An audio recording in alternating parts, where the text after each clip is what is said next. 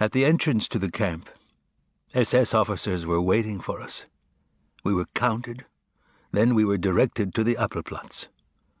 The orders were given over the loudspeakers. Form ranks of 5s, groups of 100, 5 steps forward. I tightened my grip on my father's hand, the old familiar fear not to lose him. Very close to us stood the tall chimney of the crematorium's furnace. It no longer impressed us. It barely drew our attention. A veteran of Buchenwald told us that we would be taking a shower and afterward be sent to different blocks. The idea of a hot shower fascinated me. My father didn't say a word. He was breathing heavily beside me. "Father," I said, "just another moment. Soon we'll be able to lie down. You'll be able to rest."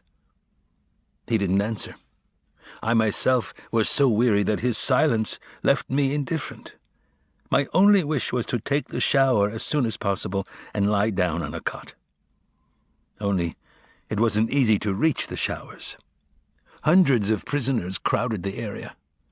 The guards seemed unable to restore order. They were lashing out left and right to no avail. Some prisoners who didn't have the strength to jostle or even to stand sat down in the snow.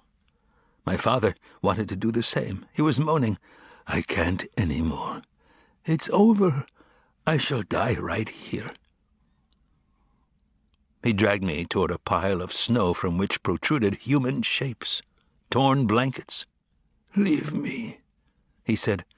"I can't go on any more. Have pity on me. I'll wait here until we can go into the showers. You'll come and get me." I could have screamed in anger. To have lived and endured so much, was I going to let my father die now? Now that we would be able to take a good hot shower and lie down? "Father," I howled, "Father, get up right now. You will kill yourself." And I grabbed his arm. He continued to moan, "Don't yell, my son. Have pity on your old father. Let me rest here a little. I beg of you. I'm so tired. No more strength." He had become childlike, weak, frightened, vulnerable. "Father," I said, "you cannot stay here." I pointed to the corpses around him. They too had wanted to rest here. "I see, my son, I do see them. Let them sleep. They haven't closed an eye for so long. They're exhausted, exhausted." His voice was tender. I howled into the wind, "They're dead. They will never wake up. Never. Do you understand?" This discussion continued for some time. I knew that I was no longer arguing with him, but with death itself, with death that he had already chosen. The sirens began to wail. Alert. The lights went out in the entire camp.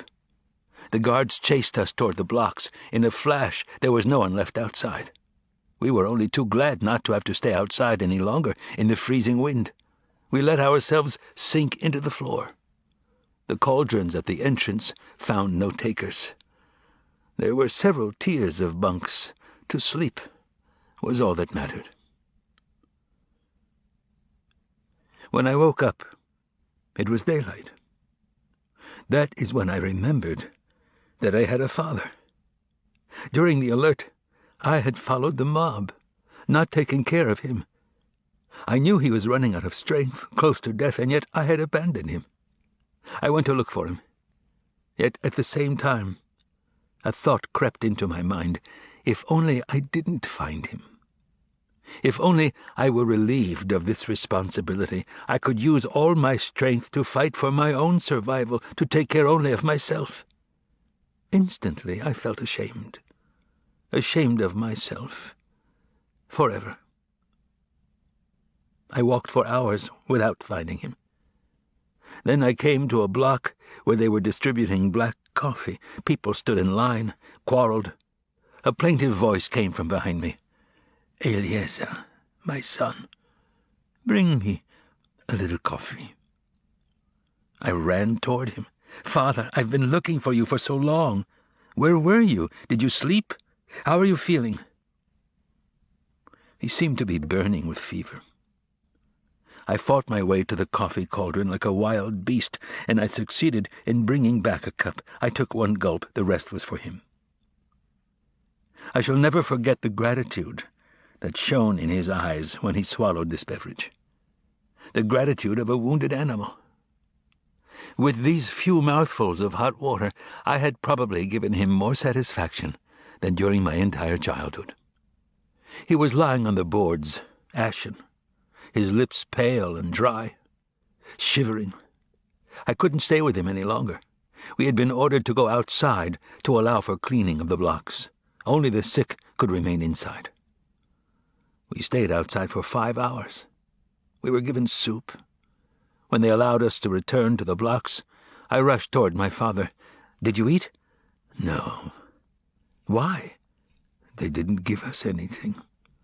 They said that we were sick, that we would die soon, and that it would be a waste of food. I can't go on." I gave him what was left of my soup. But my heart was heavy. I was aware that I was doing it grudgingly. Just like Rabbi Eliyahu's son, I had not passed the test.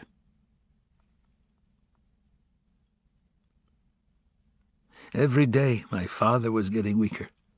His eyes were watery, his face the color of dead leaves. On the 3rd day after we arrived in Buchenwald, everybody had to go to the showers, even the sick who were instructed to go last. When we returned from the showers, we had to wait outside a long time. The cleaning of the blocks had not been completed. From afar, I saw my father and ran to meet him. He went by me like a shadow, passing me without stopping, without a glance. I called to him. He did not turn around. I ran after him. "Father, where are you running?" He looked at me for a moment, and his gaze was distant, otherworldly, the face of a stranger. It lasted only a moment, and then he ran away. Suffering from dysentery, my father was prostrate on his cot, with another 5 sick inmates nearby. I sat next to him, watching him. I no longer dared to believe that he could still elude death. I did all I could to give him hope. All of a sudden, he sat up and placed his feverish lips against my ear. "Eliezer, I must tell you where I buried the gold and silver. In the cellar. You know?" And he began talking, faster and faster, afraid of running out of time before he could tell me everything. I tried to tell him that it was not over yet, that we would be going home together. But he no longer wanted to listen to me. He could no longer listen to me. He was worn out. Saliva mixed with blood was trickling from his lips. He had closed his eyes. He was gasping more than breathing. For a ration of bread, I was able to exchange cots to be next to my father. When the doctor arrived in the afternoon, I went to tell him that my father was very ill. "Bring him here." I explained that he could not stand up, but the doctor would not listen, and so, with great difficulty, I brought my father to him. He stared at him, then asked curtly, "What do you want?" "My father is sick," I answered in his place. "Dysentery." "That's not my business. I'm a surgeon. Go on. Make room for the others." My protests were in vain. "I can't go on, my son. Take me back to my bunk." I took him back and helped him lie down. He was shivering. "Try to get some sleep, Father. Try to fall asleep." His breathing was labored. His eyes were closed. But I was convinced that he was seeing everything, that he was seeing the truth in all things. Another doctor came to the block. My father refused to get up. He knew that it would be of no use. In fact, That doctor had come only to finish off the patients. I listened to him shouting at them that they were lazy good-for-nothings who only wanted to stay in bed. I considered jumping him, strangling him. But I had neither the courage nor the strength. I was riveted to my father's agony. My hands were aching. I was clenching them so hard to strangle the doctor and the others, to set the whole world on fire. My father's murderers. But even the cry stuck in my throat. On my return from the bread distribution, I found my father crying like a child. "My son, they are beating me." "Who?" I thought he was delirious. "Him, the Frenchman, and the Pole. They beat me." One more stab to the heart. One more reason to hate. One less reason to live. "Eliezer, tell them not to beat me. I haven't done anything. Why are they beating me?" I began to insult his neighbors. They mocked me. I promised them bread, soup. They laughed. Then they got angry. They could not stand my father any longer, they said, because he no longer was able to drag himself outside to relieve himself. The following day, he complained that they had taken his ration of bread. "While you were asleep?" "No, I wasn't asleep. They threw themselves on me. They snatched it from me, my bread. And they beat me again. I can't go on, my son. Give me some water." I knew that he must not drink, but he pleaded with me so long that I gave in. Water was the worst poison for him, but what else could I do for him? With or without water, it would be over soon anyway. "You, at least, have pity on me." Have pity on him? I, his only son. A week went by like that. "Is this your father?" asked the Blockälteste. "Yes. He is very sick. The doctor won't do anything for him." He looked me straight in the eye. "The doctor cannot do anything more for him, and neither can you." He placed his big hairy hand on my shoulder and added, "Listen to me, kid. Don't forget that you are in a concentration camp. In this place it is every man for himself, and you cannot think of others, not even your father.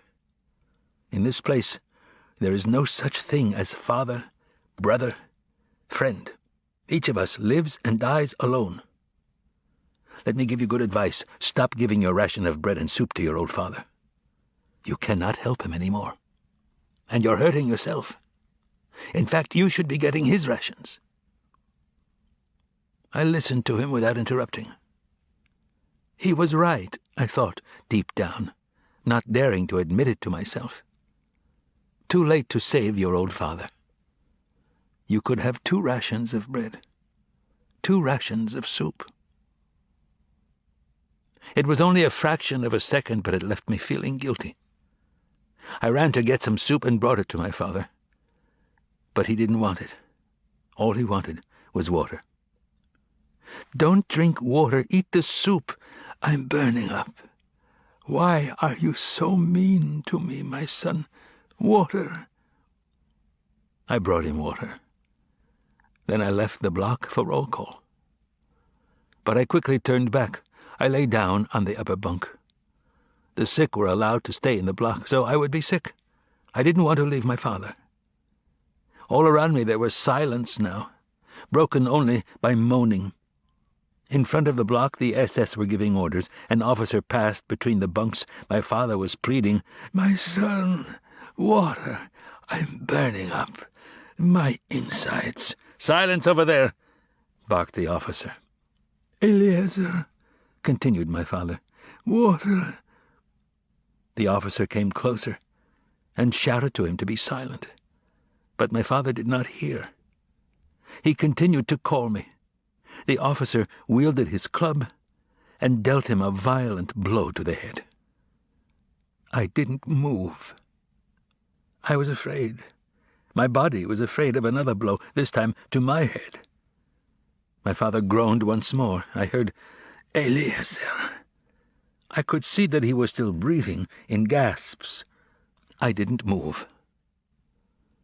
When I came down from my bunk after roll call, I could see his lips trembling. He was murmuring something. I remained more than an hour leaning over him, looking at him, etching his bloody, broken face into my mind. Then I had to go to sleep. I climbed into my bunk above my father, who was still alive.